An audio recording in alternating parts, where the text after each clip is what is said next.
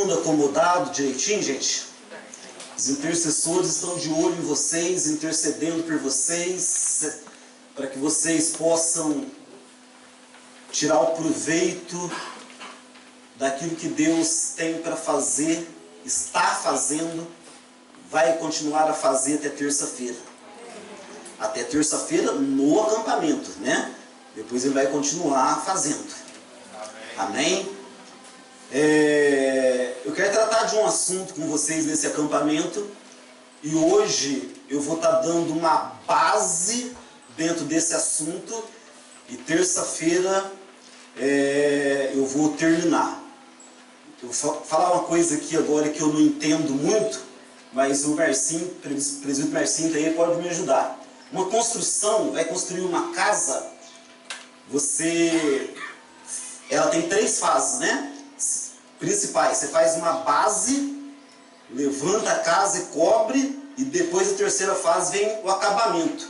Mais ou menos isso, Marcinho? Mais ou menos isso, né? Entendo nada.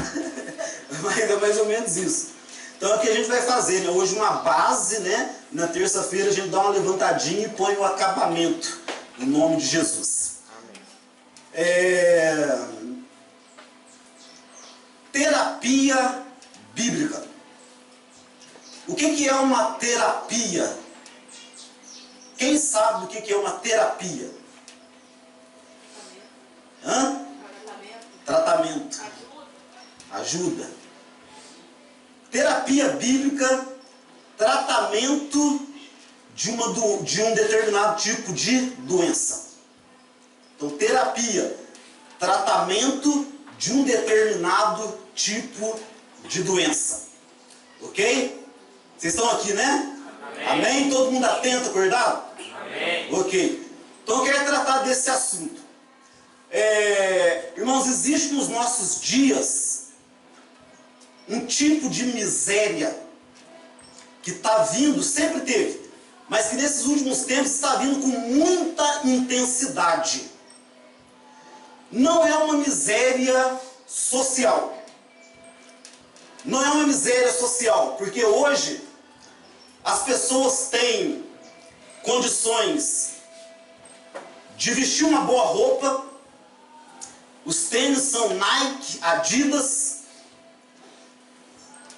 todo mundo, a maioria das pessoas tem o celular de último tipo, Smart TV, computador, carro, tem condições de se alimentar bem. Wi-Fi. Até na roça, né, nós estamos aqui, todo mundo está no Wi-Fi. Não é uma miséria social. Porque a social é facilmente resolvida. Mas é uma miséria emocional e psicológica. É uma miséria. A depressão, ansiedade, as chamadas doenças psicossomáticas é o mal do século. Você vai conversar com um jovem, ou um jovem está no culto, e o jovem ele está sentado, ou às vezes no seu celular, ouvindo uma palavra, ou conversando com alguém, a perna está assim, ó. Ele está assim, tá? Ele fazendo assim, ele vai de um lado para o outro, ansiedade. As pessoas têm tudo, mas não têm paz e alegria verdadeira. E esse tipo de miséria, ele é muito difícil de ser identificada. Porque quando você olha a miséria social, você vê a pessoa raquítica, você vê a pessoa às vezes descalça, você vê a pessoa com a roupa rasgada, você vê a pessoa sentada na frente da lotérica pedindo moedinha. É muito fácil. Embora na região ali, essa região nossa aqui, né, que está indo aqui Baixado, Campestre e tal, às vezes a pessoa está andando de roupa rasgada, chinelinho de vão de dedo, tem 3, 5, 10 milhões na conta por causa do café. Mas geralmente é fácil de você detectar a miséria social. Mas a emocional é muito difícil, e psicológica é muito difícil, porque às vezes ela só se manifesta no quarto. Ela só se manifesta nos momentos de isolamento. Porque ela é facilmente escondida por um sorriso. Ela é escondida por uma maquiagem. Ela é escondida por expressões de alegria. A miséria emocional e psicológica a gente consegue esconder muito bem. Ela é escondida atrás de músculos. Ela é escondida facilmente. Mas o que nós precisamos entender é que esse mal está destruindo as nossas vidas. Miséria, nós estamos vivendo um tempo de miséria emocional e psicológica. As pessoas não têm paz. As pessoas estão deprimidas. As pessoas estão ansiosas. As pessoas estão doentes. Nós estamos ficando doentes.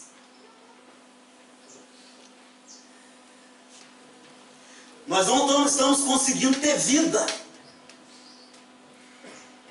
Se tornou uma rotina de correria, de desespero, e a gente ansioso para tudo. Irmãos, a gente está ficando doente.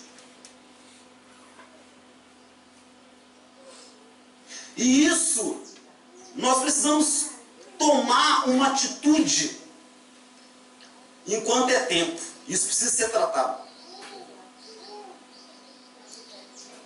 Por isso, terapia, tratamento de uma doença. Jovens, cada vez mais, estão tirando a sua própria vida. Ontem, na segunda viagem para cá, veio só eu, o William e o Paulo, no meu carro. Estava conversando com o William, a gente conversando sobre esse assunto, né? E o William falando para mim algumas coisas sobre isso, os professores dele que não aceitam falar de Deus, porque entendem que a ciência é inimiga da religião ou da Bíblia, que não crê em Deus. O William falou também de uma amiga dele, uma jovem, né, 22 anos, bonita, inteligente. Semana passada, uns dias atrás, foi até a Ponte dos Amores, deixou o carro, pulou da ponte e suicidou.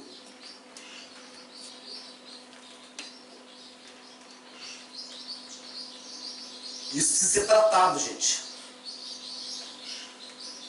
Jovens cada vez mais insatisfeitos, rebeldes, ansiosos, deprimidos, tristes. Tristes. Há uma tristeza geral. Há um desânimo geral. E que isso precisa ser tratado. Porque Jesus diz: eu vim para que tenham vida. E a tenham em abundância. Agora, a questão não é que essa vida em abundância é uma opção de vida. Não é uma opção de vida. Essa vida em abundância é vida de quem vai morar para sempre no céu. Não é uma opção, eu não quero essa vida de abundância, eu estou bem do jeito que eu estou, eu vou levando do jeito que eu estou. Não, Jesus diz: eu vim para que tenham vida e a tenham em abundância, porque a nossa eternidade ela não vai começar no céu, ela começou já no dia que nós entregamos a nossa vida para Jesus, mais ainda quando Ele escolheu no ventre da nossa mãe. Então isso precisa ser tratado. Agora presta atenção, por que os professores do William não creem em Deus e acham que a ciência é inimiga de Deus? A culpa foi da igreja. Porque durante mais de 300 anos a igreja romana, ela não permitiu, ela coibiu o desenvolvimento da ciência, principalmente das ciências humanas. A igreja, ela reprimiu isso. Quando uma pessoa queria desenvolver a ciência, principalmente se tratando de ciência humana, eles tratavam até como bruxo, como feiticeiro, essas pessoas eram queimadas. Então a igreja romana, ela durante muitos séculos impediu que a ciência se desenvolvesse. Somente a partir da reforma protestante é que começou a se abrir as portas para que a ciência começasse a ser produzida. Então hoje nós achamos, nossa, a medicina está tão avançada, a medicina já avançou tanto. Não! Está tudo muito atrasado. A medicina está milhares de anos atrás da palavra de Deus. Porque a ciência verdadeira, toda ciência está aqui na palavra de Deus. Toda ciência. A ciência nunca foi inimiga da religião, nunca foi inimiga da Bíblia. Pelo contrário, a ciência está na Bíblia. Não há nada que seja descoberto que é novo. Nada. Está na palavra. Está na Bíblia. Então, uma das coisas que aconteceu nesses últimos 120 anos para cá, que veio esse crescimento muito grande. Aí as ciências humanas começou a se desenvolver muito. E uma das coisas que aconteceu nesses últimos 120 anos é que a medicina, ela definiu que o homem, ele é uma personalidade psicossomática. O que é isso? Que o homem é corpo, alma e espírito. E não tem como você separar uma parte da outra. Então não tem como o Guizão, ele falar assim, não, agora o que vai manifestar em mim é o meu espírito. Aí depois ele, não, agora o que vai manifestar em mim é a minha carne. Ele, não, agora o que vai entrar em ação é a minha alma. Não tem como você desassociar uma parte da outra. O homem é um ser psicossomático. Agora, a ciência vem descobrindo isso nos últimos 120 anos. Mas a Bíblia já falava que o homem é uma personalidade psicossomática há mais de 3.000 anos atrás. Por exemplo, você não precisa abrir se você quiser anotar aí para não perder tempo. 1 Tessalonicenses 5, 23. Olha o que o apóstolo Paulo vai falar. Que o próprio Deus da paz vos santifique integralmente. O que é integralmente? Todo o ser. Integral. Que ele vos santifique integralmente. Aí ele continua.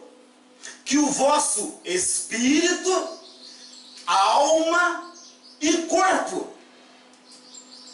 Espírito, alma e corpo sejam mantidos irrepreensíveis até a vinda do nosso Senhor Jesus Cristo.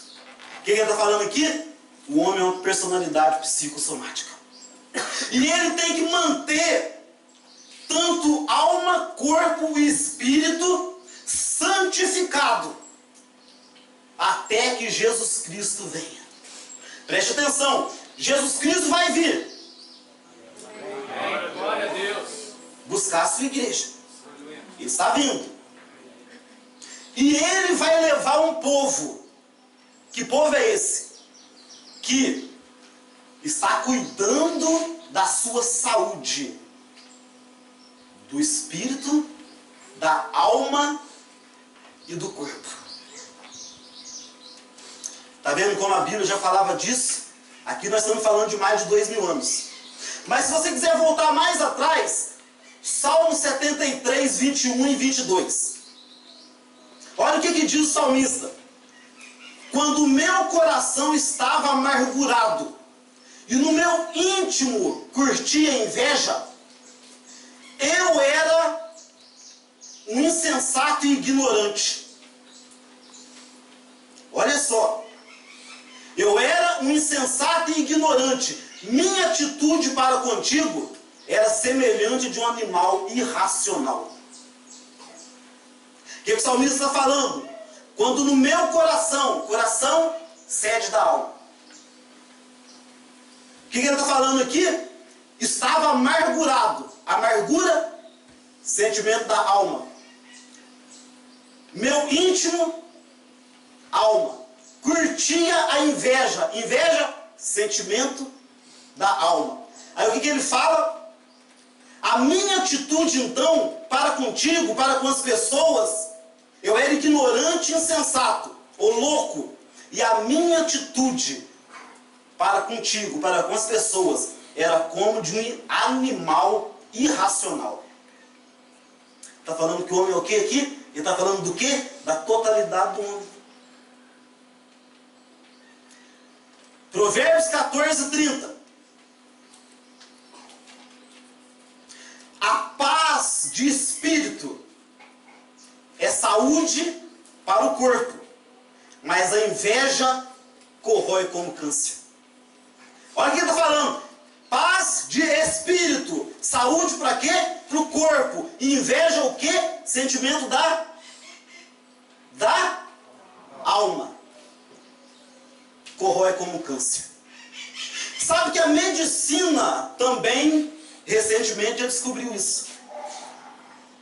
A medicina descobriu que os seus sentimentos da alma pode causar câncer. Medicina. Não é pastor. Medicina. Que, dependendo dos sentimentos de uma pessoa, pode causar câncer. E outras doenças a mais, mas principalmente doenças do coração e câncer. E também aneurismas e tal. A pessoa tem a saúde física perfeita, não tem nada. De repente desenvolveu um câncer. De repente teve um aneurisma. De repente teve um mal súbito. Isso, às vezes, por causa do sentimento que está na alma dela. E aqui, especificamente, Salomão está falando da inveja. Cuidado, você tem inveja, você pode ficar com câncer.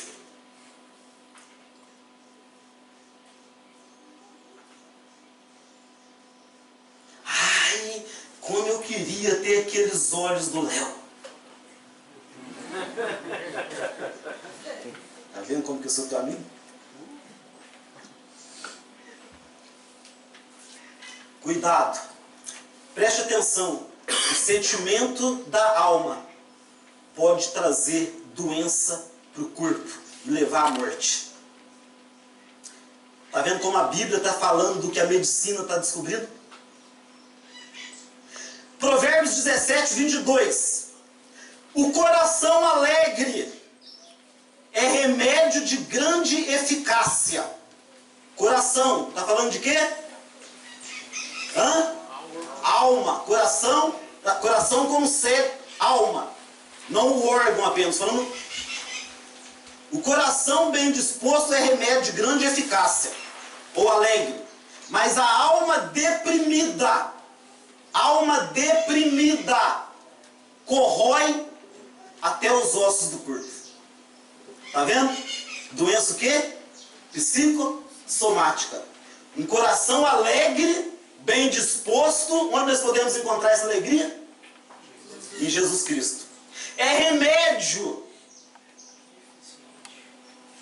de grande eficácia, porque a alegria do coração de uma pessoa trata a alma e trata o corpo. E é o que a medicina vem descobrindo. Por isso, vem desenvolvendo tantas maneiras. Já viram? Quando lá no hospital de crianças, lá em Angola, tinha muita gente que fazia esse trabalho em Angola. Hospital de crianças com AIDS, crianças com câncer, e aí eles levam palhaço, entendeu? Vai pessoas lá de palhaço fazer brincadeirinha, fazer as crianças rir. Sabe para que isso? Levar brinquedinho para as crianças, tal, distribuir para as crianças ficar alegres, para as crianças rir, porque a medicina entendeu que isso trata do corpo. Trata da alma e trata do corpo. A Bíblia tem a ciência perfeita. A Bíblia não é inimiga da ciência. Agora, o que a Bíblia chama de alma, que é o que nós queremos tratar aqui, porque terapia fala de doença. É a alma, a doença da alma, a doença por dentro. E o que a Bíblia chama de alma, os filósofos antigos chamaram e desenvolveram como psique. O que eles entenderam como a psique do homem? A alma do homem. É o mundo dos nossos sentimentos, dos nossos pensamentos, que se transformam nas nossas ações. Isso é alma, isso é psique que os filósofos vêm desenvolvendo nos últimos 120 anos. E a questão é, já que o homem está doente, já que nós estamos doentes da alma, psicologicamente falando, como é que nós podemos ter saúde? Como é que o homem pode ser curado na sua alma, já que a ciência está tão desenvolvida, as ciências humanas? Seria então a ciência, a medicina, suficiente para curar a alma do homem? Seria? Não, irmãos. Nós precisamos entender, em primeiro lugar, nós não somos contra a ciência e a medicina. O crente, o evangélico, nós somos a favor. Nós somos a favor de médico, nós somos a favor de remédio. Quem falar que não é ignorante. Eu sou a favor de médico, inclusive psicólogo, inclusive psiquiatra, remédio, eu sou a favor. Porque existem certas doenças da alma, e é óbvio, do corpo, que se trata com médico e se trata com remédio, e a pessoa pode ser curada. Existe pessoas que passou por uma depressão e conseguiu ser curada com médico e com remédio. Existem pessoas que teve surto psicótico e conseguiu se tratar com médico e com remédio. Então nós não somos contra, até porque Jesus ele disse o seguinte, quando os fariseus começaram a questioná-lo a respeito de por que ele se misturava com os pecadores, ele falou da missão dele, mas ele fez uma comparação muito importante. Ele falou assim, os sãos não precisam de médico, mas sim os doentes. Ele está falando da missão dele, que ele veio para os doentes, mas ele faz uma comparação que a gente não pode desprezar. Ele fala, os doentes precisam de médico. Ele compara os médicos com a própria missão dele, porque o médico também pode curar. Vocês entendem isso? Entendem? Então, em primeiro lugar, não desprezemos a medicina, não desprezamos a ciência. Porque se a gente for ver, a Bíblia fala disso o tempo todo.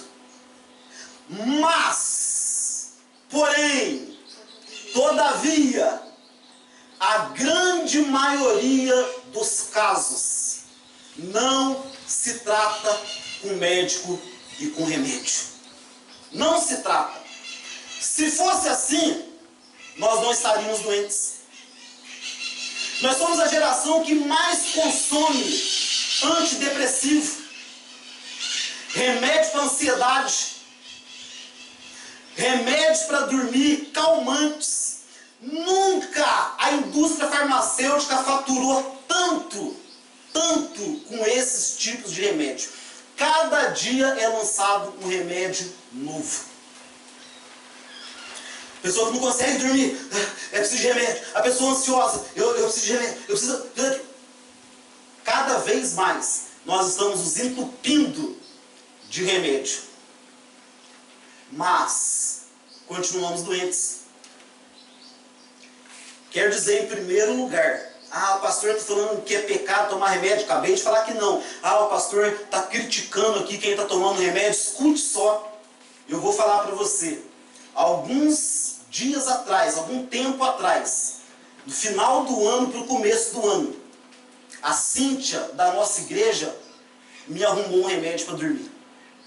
Para mim. Para mim. Graças a Deus, não estou precisando dele mais. Não estou precisando dele mais. Mas o que eu quero te falar, por que eu estou te contando isso? Expondo para você uma fraqueza. Para você entenda que eu não estou criticando quem toma. Não estou criticando quem usa.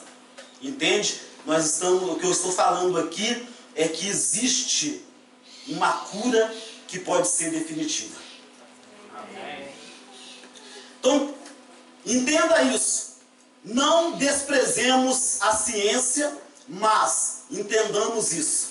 A grande maioria dessas doenças, elas não podem ser tratadas com médico e com remédio. Agora, antes de falar da cura então, porque eu vou falar da cura, eu quero falar da causa. Por que nós estamos tão doentes? O que causa essas doenças? Primeiro, família. Família. O ambiente da família pode adoecer uma pessoa. Um casamento perturbado pode adoecer uma pessoa. Uma rejeição dos pais pode perturbar uma pessoa. Uma separação dos pais pode perturbar uma pessoa. Um filho pode ficar rebelde por causa de uma preferência do pai ou da mãe para um filho ou para o outro. A falta de recurso material na família, a falta de condição da família pode perturbar uma pessoa. O comportamento agressivo do pai pode perturbar uma pessoa. A traição do pai ou da mãe, quando trai o cônjuge, pode perturbar um filho, uma pessoa. A família é uma das causas de doença. Preste atenção. A família pode ser e deve ser um grande ambiente de cura, um refúgio, mas muitas vezes é na própria família que a doença é causada. O que causa isso? A cultura, o padrão social. O que significa isso, pastor? A exigência. A exigência. Se você, os melhores trabalhos, os trabalhos melhor remunerados, eu quero ser um repórter, um modelo, eu quero ser isso, eu quero ser aquilo. Então eu preciso ser alto, magro, forte, tenho que ter os olhos claros e o cabelo bom. E se eu não tenho isso, eu estou fora. A moça, ela tem que ser magra, magérrima, cinturinha de Barbie. Ela tem que ter o cabelo bonito, ela tem que ter os olhos claros. E antes ela tinha que ser loira. Depois surgiu um negócio aí que loira era burra, então não podia mais ser loira. Aí não podia mais ser loira. Aí começaram a pintar o cabelo. Olha a ignorância. Mas a cultura impõe. Impõe que você não pode ser uma pessoa tímida. Você tem que ser extrovertido, você tem que ser legal. Você tem que ser legal, todo mundo tem que gostar. Impõe isso em você. E se você não for, se você for uma pessoa mais retraída, você não serve. Então isso é o que? É o padrão. A cultura impõe isso e exige. E você tem que ir atrás disso. E você vive desesperado atrás disso. As pessoas choram. As pessoas sofrem entram em depressão por causa do cabelo, por causa da sobrancelha, por causa da unha.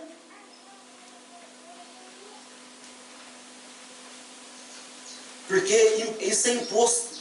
Nas minhas redes sociais, todo mundo tem que me curtir. Mas se eu colocar lá que eu estou com depressão, se eu colocar lá que eu estou doente, que eu estou ansioso, as pessoas não vão curtir. Se eu colocar uma foto lá que eu estou no meu quarto descabelada, chorando, as pessoas não vão curtir. Se eu colocar lá que eu levei um fora de um menino, de uma moça, as pessoas não vão curtir. Se eu colocar lá que eu estou comendo purinho, arroz com ovo, as pessoas não vão curtir. Então, eu tenho que ir no melhor lugar, aí aquele prato bem bonito, aí eu antes de eu comer não, deixa esfriar. A comida, pega o prato assim, tem que parecer eu com o prato. Aí eu posto lá, aí as pessoas, nossa, tá podendo, hein? Olha o que você tá comendo. Com essa crise, você comendo picanha, lá no churrasquinho. Ah, curto. Aí eu sou demais. Eu chego lá no meu quarto, eu vim gastar aqui 60.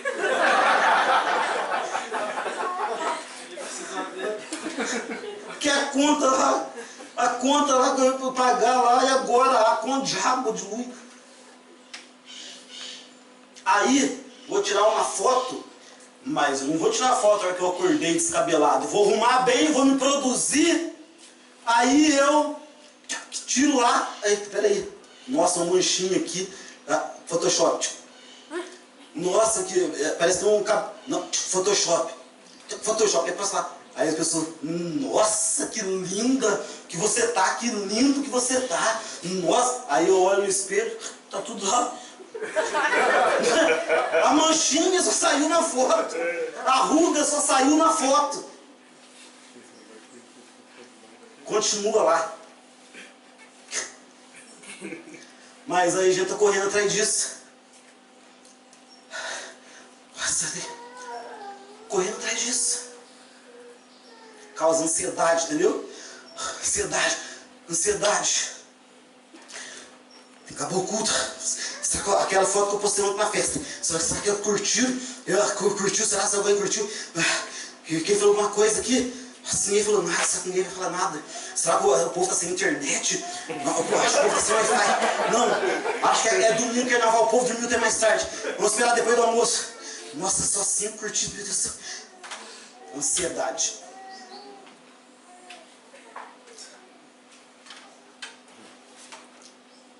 Cultura. Sabe outra coisa que está causando doença? Escute isso. Está causando doença? Religião legalista. Jesus disse para os fariseus, Mateus 23, 4, a respeito dos fariseus: eles atam fardos pesados e os colocam sobre os ombros das pessoas. No entanto, eles próprios não se dispõem a levantar esse fardo. Dispõem a levantar nem um dedo para mover esse fardo. Você entende?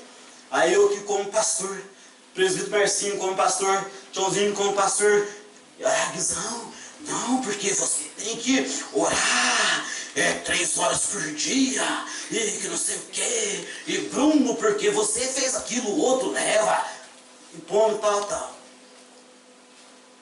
Fardo pesado. Você tem que dar. Aí, eu estou lá na minha casa. Cadê o celular? Estou lá na minha casa, né?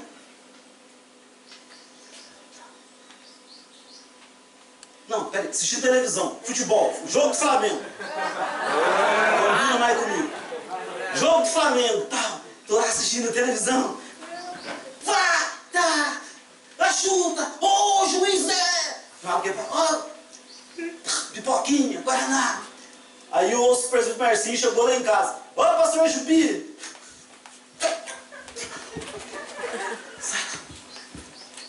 Ô, Marcinho. Pera aí, deixa eu guardar. Pera aí. Senta aí na sala. A Bíblia lá em cima estava aberta onde eu estava lendo. Estava assistindo o jogo Flamengo. Mas o Marcinho pensou assim: esse pastor que eu tenho não larga a palavra um minuto. Aí o Marcinho, nossa, eu não tenho. Gente, eu estava lá em casa no sofá assistindo filme. Chega aqui, vejo o pastor, que o homem espiritual, como é que eu prego? Eu não posso pregar, eu tenho que ser igual a ele. Aí ele não consegue. Sabe por quê? Porque eu também não consigo. Só que ele pensou que eu consigo. Religião legalista. O tempo todo, não, capaz, eu sou crente. Acho que depressão não existe não, eu sou crente. Ansiedade, você não me pega não, eu sou crente. Eu sou de Jesus. Tristeza, não me pega, isso não me pega não, eu sou crente. Aí eu tenho o tempo todo, aí eu tô destruído por dentro. Mas aí eu, gente, aí, tô bem, pra festa, vamos dançar, e vamos isso, vamos aquilo outro. Aí eu vou cantar, nossa, que... E por dentro eu tô destruído. Mas não falo pra ninguém, porque se eu falar, vão me criticar. Mas como você? Você não é da igreja? Você não é de Jesus? Como é que você está com essas coisas? Religião legalista. O tempo todo eu tenho que parecer que eu sou santo. O tempo todo eu tenho que mostrar que eu sou melhor. O tempo todo eu tenho que provar que eu estou bem, que eu sou de Deus. O tempo todo eu tenho que provar. Religião legalista. Eu estou numa oração, eu tenho que provar que eu oro mais que todo mundo. Eu estou pregando, o Léo falou ontem, né? Eu tenho que provar que eu prego melhor que todo mundo. Eu tenho que provar que eu sou bom. Religião legalista. Não existe ninguém bom. Não existe grande homem de Deus. Existe um Deus bom. Existe um Deus grande. E as pessoas que se curam, e as pessoas que melhoram, e as pessoas que passam a servir o melhor, são as pessoas que conhecem o tanto que Ele é grande e o tanto que Ele é bom. Quanto mais você conhece como Deus é bom e como Ele é grande, mais você vai servir a Ele melhor. Amém, gente? Amém. Religião legalista. Você não pode isso, você não pode aquilo, você não tem que fazer aquilo, você é aquilo outro, você é aquilo outro. Escute. Escute uma coisa. Nós precisamos buscar a santificação. Nós não podemos falar, tudo é normal, eu posso fazer tudo, eu sou humano. Acabei de ler aqui, nós precisamos buscar a santificação. O que eu estou dizendo é que você não tem que querer provar o tempo todo que você é santo. Isso causa pressão e doença. O que causa doença? Os pecados. O pecado faz a pessoa sofrer. O pecado faz a pessoa gemer. O pecado faz a pessoa ficar triste. O pecado faz a pessoa entrar em depressão. E esconder o pecado, ter que viver no meio de todo mundo, escondendo que está pecando, dói, machuca, causa doença, causa tristeza. O salmista no Salmo 32:2: enquanto escondi os meus pecados, o meu corpo definhava de tanto gemer. Salmo 32:2. Enquanto eu escondi os meus pecados, o que definhava? O meu corpo. E eu gemia de onde sai o gemido? Da alma. Por causa do quê?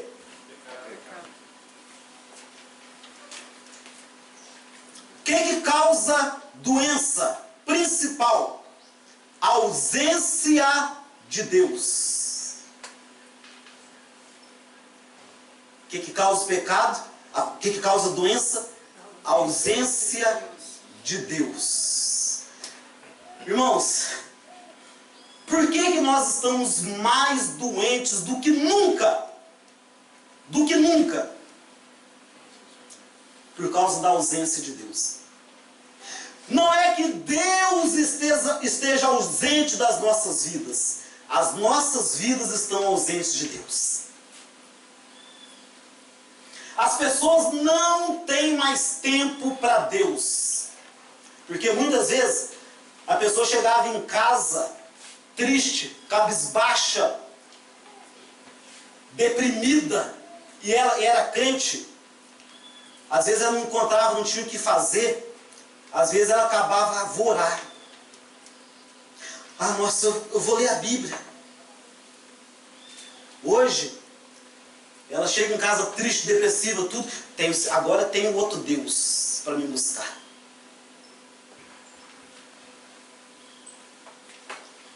Por isso estamos mais doentes do que nunca. Romanos 1:28, falando da ausência de Deus. Escuta isso, gente, não precisa abrir não, para você prestar atenção aqui. Visto que desprezaram o conhecimento de Deus, Deus os entregou a uma disposição mental reprovável para praticarem o que não deviam. Já que é isso aqui? Deus. Já que você me despreza o meu conhecimento, já que você não quer me conhecer, já que você está me deixando de lado, então fique entregue aos seus próprios sentimentos. E aí sabe o que sai de nós, igreja? Tudo quanto é tipo de coisa ruim sem Deus. Porque o homem não presta. Nós não prestamos. Nós fomos corrompidos. Deus fez a gente perfeito. A Bíblia diz, Deus criou o homem perfeito, mas ele se meteu em muitas astúcias. Então nós, por nós mesmos, decidimos não prestar. Nós não prestamos. Não há ninguém bom, não há ninguém justo, não há ninguém que faça o bem. Nenhum sequer. Então, sem Deus, o que sai de nós é coisa ruim. Escuta isso. Pode ser bispo, pode ser pastor, pode ser líder. Já viram como aumentou o caso de pastor se suicidando? Pode ser quem for. Se houver na vida dele a ausência de Deus, só vai sair dele coisa ruim. Outra coisa que causa doença, e presta bastante atenção nisso. Sabe o que causa doença nas pessoas? Não saber lidar com a graça de Deus. Deus é um Deus gracioso. O que isso implica? Por que isso causa doença? Primeiro, porque eu não consigo aceitar que Deus me aceita do jeito que eu sou. Nós cantamos aqui, né? Vem como está. Esse é o convite de Deus. Vem do jeito que você está. Mas olha o seu jeito. Não tem como. Se esse Deus que o pastor prega é tão grande, é tão tesouro, não tem como ele me aceitar. Não tem como. Se você entende que Deus te aceita e que você, como a Bíblia diz, é a menina dos olhos de Deus, é precioso para Ele, você não vai ter que ficar se esforçando, provando para todo mundo que você é bom, que você é bonito, que você tem olho verde, que você é inteligente. Você não tem que provar para ninguém, porque você sabe que o Criador do universo, aquele que te criou, aquele que sabe de todas as coisas, aquele que tem todo o poder, aquele que é o maravilhoso, o mais lindo de todos, te fez como uma pessoa preciosa. Isso é graça. Você não vai importar se o teu cabelo é enrolado ou se é liso, se o teu olho é preto ou verde. Você não vai importar se as pessoas te curtem ou não. Porque você sabe que aquele que é perfeito te vê como precioso. A pessoa vive se culpando, sentimento de culpa. E não tem paz, porque não consegue entender a graça de Deus, que você pode ir até Ele e receber perdão. Mas por outro lado também, as pessoas que não entendem a graça de Deus são tomadas por falta de perdão. A falta de perdão mata. A falta de perdão destrói a pessoa emocionalmente. Quem sofre, se eu não perdoo o Bruno, o Bruno me fez algo, e eu não perdoo o Bruno, eu fico com o Bruno o tempo todo preso dentro de mim. Não, se ele não tem nada disso, se ele está livre, se ele está curado, ele vai tocar a vida dele, vai ser alegre, vai curtir, vai servir a Deus, mas eu que não consigo perdoar ele, fico preso, fico amargurado. E a Bíblia diz que a raiz de amargura, se ela brotar, ela contamina muitas pessoas. E aí eu vivo preso, triste, deprimido, e o Bruno está tão tranquilão, tocando a vida dele, e eu estou sofrendo, eu estou remoendo aquilo por dentro por causa do Bruno.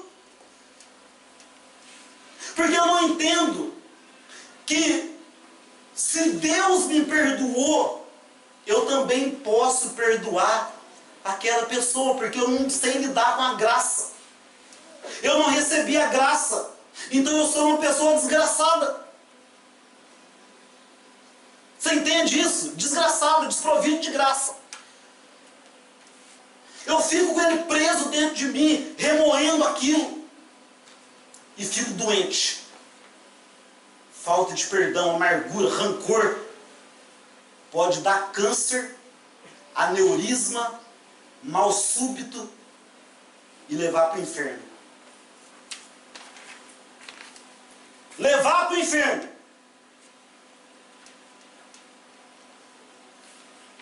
Levar para o inferno a falta de perdão. Quer que prova na Bíblia? Jesus diz: se você não perdoar do íntimo do teu coração as ofensas dos outros, o vosso Pai Celestial também não perdoará as vossas ofensas. Oração do Pai Nosso, você pode fazer ela? Perdoa as minhas dívidas, as minhas ofensas, assim como eu perdoo os meus devedores. Se eu não perdoo, não ouse fazer a oração do Pai Nosso. Não ouse, porque você vai estar falando: Deus, não me perdoa, porque eu também não perdoo aquela pessoa. Ou não é isso?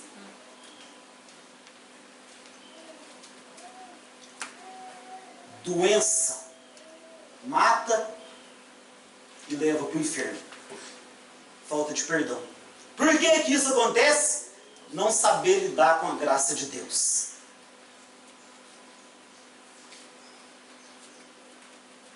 Colossenses 3,13, falando da graça, falando do relacionamento que o Léo pregou ontem.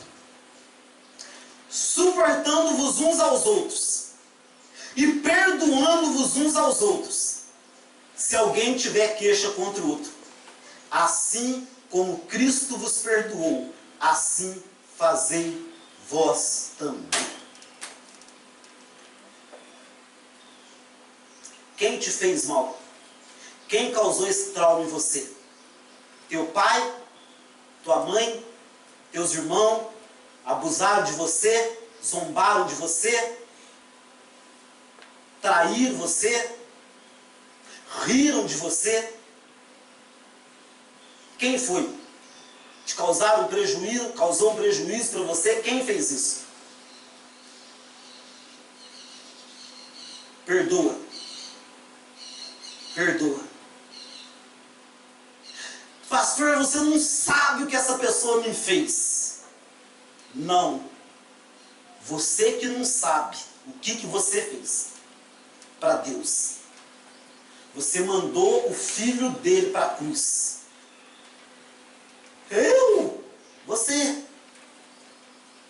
com seus pecados, você mandou o filho dele para a cruz. Mas ele te perdoou.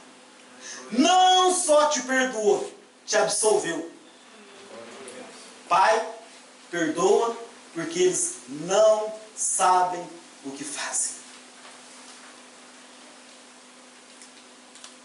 O que a Bíblia diz? Quando você for no altar levar a tua oferta, chegar lá, você lembrar que você tem alguma coisa contra a pessoa. Volta lá. Nem isso fala não. Se você for lá e lembrar que alguém tem uma coisa contra você, vai lá, pede perdão, depois volta. E você vai, pastor, então, enquanto eu não perdoar, não vou dar oferta. A Bíblia fala o quê? Deixa lá, depois vai e pede perdão. Aí você volta e consagra a tua oferta.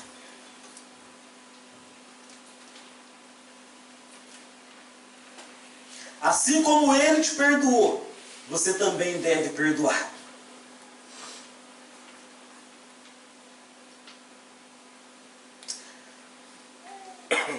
O que pode causar doença? Eu falei de religião legalista e também a tentativa de querer espiritualizar tudo. Já incluí isso dentro da religião legalista. Mas a Bíblia fala de Tiago 5,17.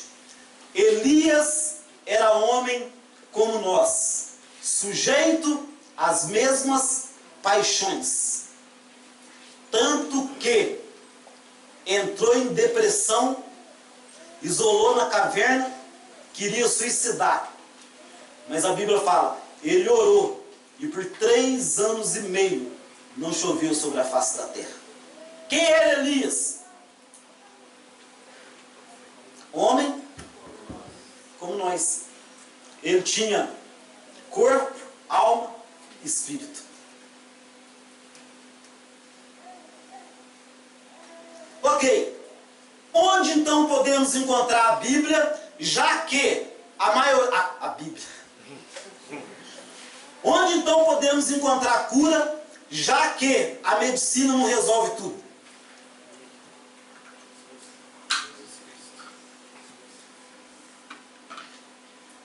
Primeiro,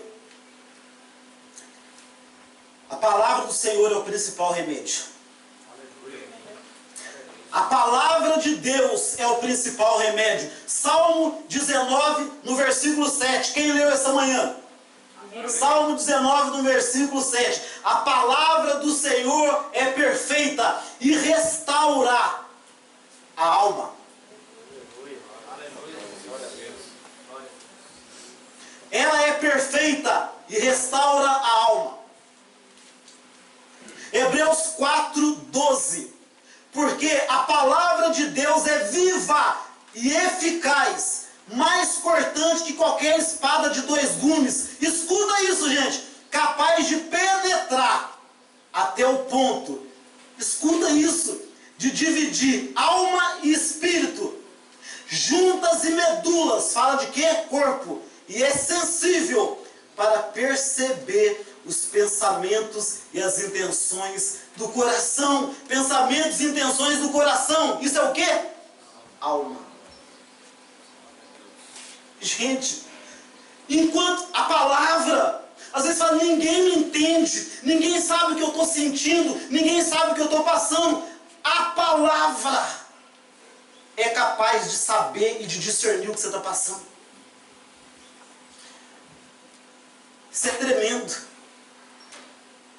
Ela penetra, ela é mais penetrante que qualquer espada de 2 gumes. Ela vai na alma, ela vai no corpo. Como que pode? A palavra vai nos ossos. Como que pode? A palavra vai nos ossos. Toda vez que a Bíblia fala de ossos, está falando da saúde do corpo. Como que pode a palavra ir nos ossos, gente? Ela é viva e eficaz, mais penetrante que espada de dois gumes. Ela vai lá. Ela vai na alma. Ela é capaz de discernir o que você está pensando, o que você está sentindo. Qual psicólogo que pode fazer isso? Qual remédio que pode fazer isso? É a palavra. O mal é a ansiedade. Então, Filipenses 4, 6 a 7. Não andeis ansiosos por motivo algum. Pelo contrário, sejam todas as vossas solicitações declaradas na presença de Deus por meio da oração e súplicas com ações de graça. E olha o que vai acontecer. A paz de Deus, que ultrapassa todo entendimento, guardará o vosso coração e os vossos pensamentos em Cristo Jesus. Lançando sobre ele a tua ansiedade. Você não precisa ficar assim. Você não precisa ficar ansioso mais. Você sabe o que é isso aqui? Psicoterapia. O que você faz quando você vai no psicólogo? Você vai lá no psicólogo, senta lá. E aí ele pode falar. Aí você... daqui a pouco você está chorando. Você está contando, você está chorando. E você está chorando, e você está chorando, e você está chorando. Aí o psicólogo... Acabou a consulta. Tá, próxima sessão, tal dia. Aí você sai já... Nossa, que psicólogo bom esse! Que psicólogo escutou tudo que eu tinha para dizer. Não me interrompeu. Não falou nada. E você chorou. O que você fez? Desabafou com ele. Você contou para ele, você falou para ele, você lançou sobre ele a tua ansiedade, o teu sentimento, a tua alma. E muitas vezes ele pode te ajudar com um remédio, com alguma coisa, mas ele não é perfeito.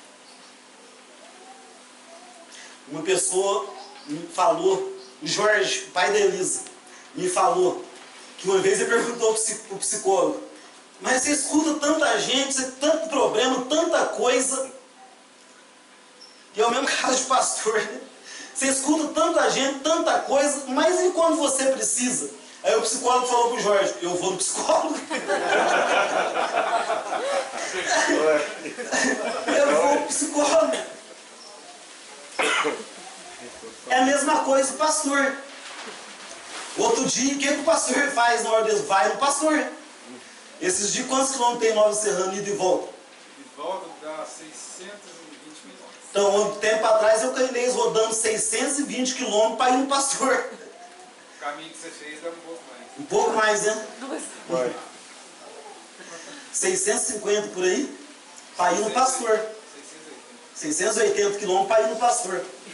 Então, porque o psicólogo não é perfeito, o pastor não é perfeito, ele também precisa.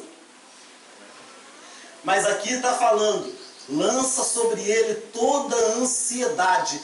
Ele sim tem poder para guardar teu coração, os teus sentimentos, os teus pensamentos. E ele não precisa de ir a mais ninguém. Ele é suficiente em si mesmo. Quem está aqui ainda? Amém. Eu preciso terminar, mas se vocês não estiverem aqui mais, eu vou parar. Eu tô. Estão aqui ainda? Amém. Oi, faz assim, ô! Glória a Deus. Não quero mais. Aleluia. Fala a Deus. Sabe o outro processo que é usado na psicoterapia? Transferência de carga. Ué. O Bruno chega lá no psicólogo, aí descarga os problemas, as coisas, doença, tudo em cima do psicólogo, do psiquiatra, seja quem for. Aí, ele vai recebendo aquilo, vai recebendo aquilo. E é o mesmo caso de pastor. Vai recebendo aquilo. Aí, a hora que o Bruno sai, o que o psicólogo pensa? Ah, meu filho, leva tudo que é teu. Leva tudo que é teu. Isso não é problema meu. Porque você já imaginou se o psicólogo ficar com aquilo? Nossa, o problema do Bruno, o problema do Bruno. O Bruno fez isso, coitado do Bruno. O Bruno está passando por isso. Aí entra Poliano. Nossa, Poliano, o Bruno e a Poliana, meu Deus. Agora entra o Fabinho. Nossa, o Bruno, o Poliano, o Fabinho. Aí entra o Vinícius. Nossa, agora o Bruno, o Poliano, o Fabinho, o Vinícius. Aí entra a Marta. Agora a Marta. Aí o Jaime. Agora o Jaime. Você já imaginou? Hã? Então, você sai de lá. Ele só vai pensar no você de novo o dia do retorno você pagar outra consulta. Porque senão ele não aguenta. Senão ele não aguenta. Escuta isso. Por isso que os pastores que conseguem resistir mais, entende? Não é ser perfeito, mas resistir mais, são os pastores que eles conseguem fazer esse processo. Não que ele não vai se importar com você, mas ele não vai poder ficar pensando o tempo todo no teu problema. Senão ele não aguenta. Se eu absorver para mim os problemas do Bruno, os problemas do Léo, da Poliana, agora veio o Fabinho, agora veio o Vinícius, agora veio a Marta, agora veio o Jaime, agora veio... Eu não aguento. Mas será que tem alguém que aguenta você fazer isso? Sem devolver para você a carga? Será que tem? Quem é ele? Jesus. Aleluia! Glória tem alguém que suporta a minha carga. Pastor, o próprio Moisés também, quando começou a ouvir o povo lá, o sogro dele chega e fala: que é isso que você está fazendo? Você está louco? Jetro, o sogro de Moisés. Moisés chega acabadinho, imagina que ele está magrelo. Zóio fundo.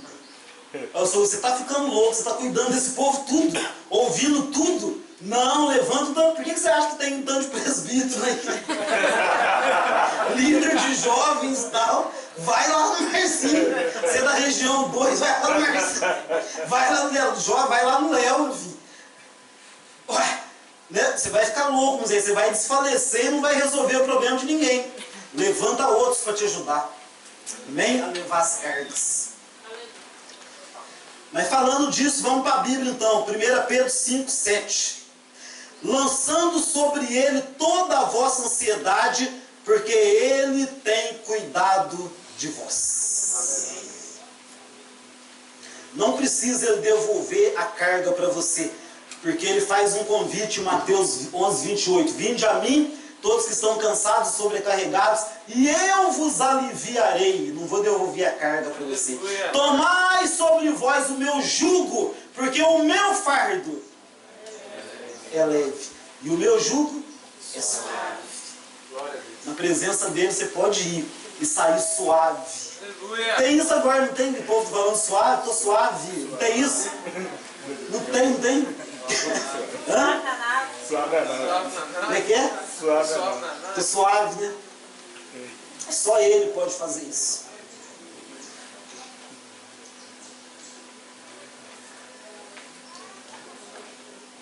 O que é o remédio?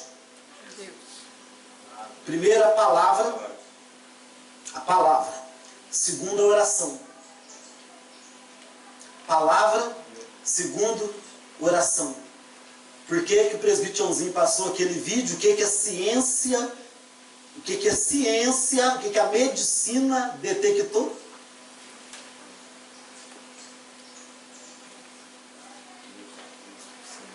A palavra tem poder para fazer tudo aquilo. E o outro remédio é a oração. Eu vou ler o Salmo 116 aqui, para me poder correr. Vou só ler esse texto, eu tenho outros. Salmo 116, de 1 a 10. Olha o salmista. Eu amo o Senhor. Sabe por quê? Porque Ele ouve a minha voz e as minhas orações. Porque Ele se inclinou para mim o seu ouvido. E portanto, enquanto viver, eu vou invocar o nome dEle. Os laços da morte me envolveram. O que é isso, gente? Depressão. E surpreendido pelas tribulações do inferno, eu encontrava em profunda angústia e tristeza. Olha o estado do salmista. Muita gente está assim hoje. Talvez tem muita gente aqui que está assim hoje. Olha como que ele está. Laços de morte me envolveram. Eu fui surpreendido, veio de surpresa, tribulações lá do inferno, foi mandado do inferno. Eu encontrava em profunda angústia e tristeza. Olha o estado dele. O que ele fez? Versículo 4. Invoquei o nome do Senhor dizendo: Senhor, liberta-me. Aí o que fala? O Senhor é benevolente e justo. Nosso Deus é misericordioso. O Senhor cuida das pessoas simples. Quando eu já não tinha mais forças, Ele me salvou. Aleluia. Volta minha alma ao teu repouso, porque o Senhor tem sido generoso com você. Visto que me livraste da morte e das lágrimas, livrar os meus olhos e os meus pés da queda, andarei na presença do Senhor na terra dos vivos. Conservarei a confiança, mesmo que naquele tempo eu dizia: estou muito aflito.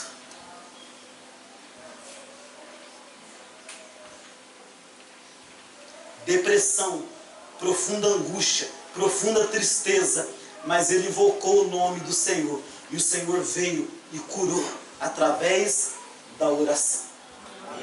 Invoquei, clamei. Não foi a oração silenciosa que nós fizemos de manhã só, não. Invocou, clamou de uma forma desesperada, e o Senhor ouviu, porque Ele é misericordioso, Ele é bom e Ele é compassivo. O que é que pode trazer cura, igreja? Estou terminando, por favor, mais um pouquinho só. 10 minutos, 20 para meio-dia, 10 minutos. Estão aí indo? O que mais que cura? O Léo falou ontem. O relacionamento com a igreja, o relacionamento com o povo de Deus cura. Eclésia significa, que é igreja, significa comunidade dos cristãos. Corpo, que Jesus compara a igreja, significa conjunto de membros interligados. Não tem como cortar. O corpo, meu corpo está interligado. Isso traz cura. Isso traz cura. Olha só o que a Bíblia diz, 2 aos Coríntios, no capítulo 7, versículos 5 e 7. Paulo falando o que ele estava passando e como ele recebeu ajuda. Pois, nem quando chegamos à Macedônia, tivemos descanso. Está tendo descanso hoje? Não tem. Pelo contrário, em tudo sofremos tribulação. Externamente, lutas. Quer dizer, por fora, o quê? Estão aqui? Amém. O que Paulo estava passando? Por tribulações, por fora, lutas. Lutas. Olha só. Por dentro, temores. O que é isso? Medo. Olha o estado que ele estava. Agora olha só. Deus, contudo, que consola os abatidos, consolou-nos. Mas como? Com a chegada de Tito. Olha isso, gente. Olha isso. Eu estava atribulado. Por fora, luta terrível. Por dentro, aquele temor. Eu não vou conseguir. Eu não vou dar conta. Eu não aguento mais. Mas Deus, quem consolou? Deus. Mas aqui fala, como que Deus consolou? Enviando Tito. Quem era Tito? O irmão amado de Paulo. Não o irmão de sangue, o irmão de igreja de Paulo. Foi ele que Deus usou para consolar Tito. A importância da palavra do Léo ontem? Vocês viram a importância da palavra do Léo ontem? Amém. Aí ele continua. E não somente com a vinda dele, mas semelhantemente... Peraí. Mas semelhantemente com a consolação que Tito recebeu de vós. Olha só, o que Paulo está falando? Deus nos consolou com a chegada de Tito, mas não com a chegada dele, porque ele chegou com a consolação que veio de vocês, do resto da igreja. O que é isso, gente? O Léo, eu estou sabendo, eu sou Tito, o Léo é Paulo, estou sabendo que o Léo está numa luta terrível, está passando por uma situação terrível e tal. Eu falo, igreja, Fabinho, Bruno, Poliana, nossa, o Léo está passando, ele com a família dele está numa luta terrível e tal. Eu vou lá. Aí o Fabinho, não, peraí, deixa eu escrever uma cartinha para ele aqui. Peraí, deixa eu falar uma coisa para ele aqui também. Não, fala para ele que eu falei isso para ele. Não, ó, leva isso aqui, essa contribuição para ele. Paulo vai falar disso depois. Faz. Aí Paulo falou, Deus que consola os abatidos nos consolou com a chegada de Tito, mas com a consolação que ele trouxe do resto da igreja. Amém, gente? Amém. Sabe o que é o problema? É que gente doente tem a tendência de ou se isolar ou se juntar com gente mais doente. Essa é a tendência. A pessoa está doente, ele quer se isolar. Ou então ele vai se juntar com gente também doente.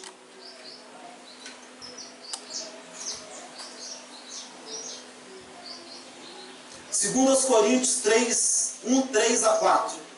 Bendito seja o Deus e Pai do nosso Senhor Jesus Cristo, Pai das misericórdias e Deus de toda consolação, que nos consola em todas as nossas tribulações, para que também, escuta isso, para que também sejamos capazes de consolar os que passam por qualquer tribulação, por médio da consolação, que nós mesmos somos consolados por Deus.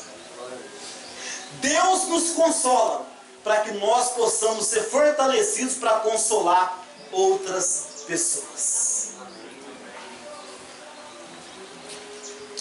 Irmãos, a Bíblia fala de Barnabé. Você sabia que Barnabé não chamava Barnabé? O nome de Barnabé era José.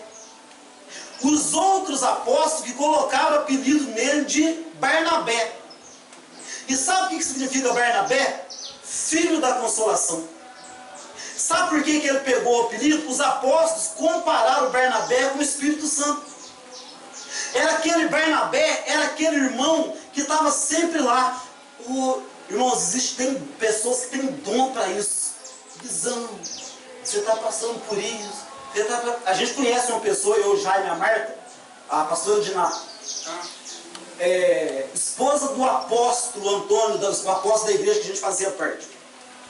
Aquela mulher é esposa de um apóstolo internacional. Ela não prega. Ela não. Sabe qual que é o dom dela? Um cabelo. Não fala outros idiomas. Não fala outros idiomas, o marido dela fala 4. Ela chega. Um carro de frente. Meu amigo. Tudo passa. Isso também passa.